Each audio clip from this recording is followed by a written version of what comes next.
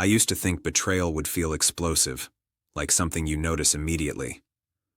Turns out it's quieter than that. It creeps in through small changes you brush off because you trust the person beside you. My wife started guarding her phone like it contained state secrets. Passwords changed, screens tilted away.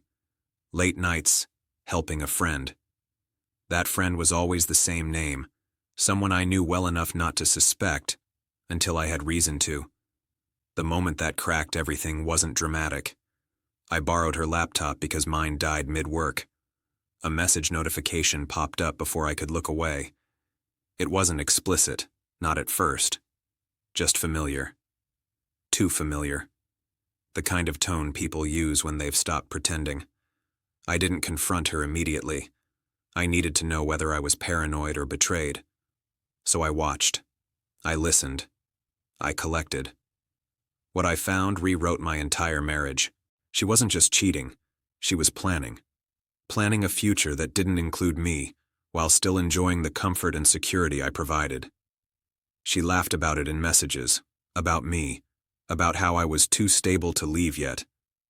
That word, yet, did something to me. I didn't yell, I didn't beg, I didn't even let her know I knew. I smiled, I played my role, and I prepared. Most people don't realize how intertwined finances become in a marriage. Bills, accounts, leases, investments.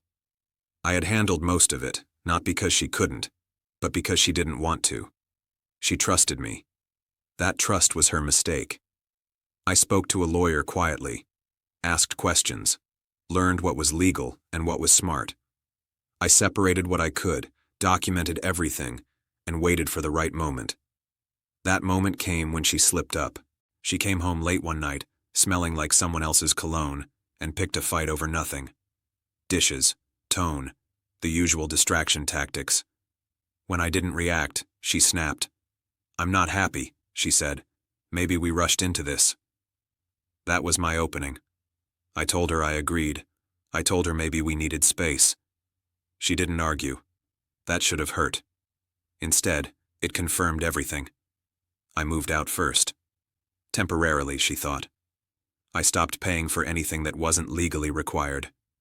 I closed joint credit lines, froze shared accounts, filed for divorce citing infidelity, attaching proof she didn't know I had. She found out when the papers arrived. Her reaction wasn't guilt, it was fury. She showed up where I was staying, screaming that I had blindsided her, that I was cruel, that I had embarrassed her. She never once apologized. Not really. She was angry that I had acted instead of collapsing. The fallout was fast and brutal. She had assumed she'd keep the apartment. Turns out the lease was in my name. She assumed she had savings. Turns out spending someone else's money feels different when it stops. She assumed her affair partner would step in. He didn't. When her friends learned the truth, not the edited version she planned, but the documented one, they distanced themselves. When her family realized I wasn't the villain she'd described, their support cooled. Within months, she had nowhere stable to live and no money cushion to soften the fall. That's when she got mad. She sent me messages accusing me of revenge, of deliberately ruining her life, of being heartless. She said I had gone too far, that making her homeless and penniless was unforgivable. I read every message. I didn't reply. Here's the part people struggle with. I didn't do anything illegal. I didn't lie. I didn't cheat. I didn't take what wasn't mine. I simply stopped protecting someone who was actively destroying me. The last time we spoke in person was in the lawyer's office. She looked smaller, angrier, desperate in a way I barely recognized. She told me she never thought I'd do this. That was the most honest thing she'd said in months. She thought I'd yell, cry, bargain. She thought I'd try to win her back or punish her loudly. What she didn't expect was silence and preparation. When the divorce finalized, she asked me one question. "Do you feel better now?" I told her the truth. "I feel free." She shook her head like I was the monster in the story she'd rewritten for herself. Maybe in her version I am.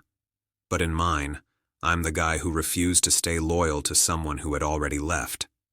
I'm the guy who learned that revenge doesn't have to be dramatic. Sometimes it looks like boundaries. Sometimes it looks like consequences. She says I ruined her life. I say she gambled with mine first and lost the safety net she assumed would always be there. If there's one thing I learned, it's this. When someone betrays you and calls your self-respect revenge, that's not anger speaking. That's entitlement finally meeting reality.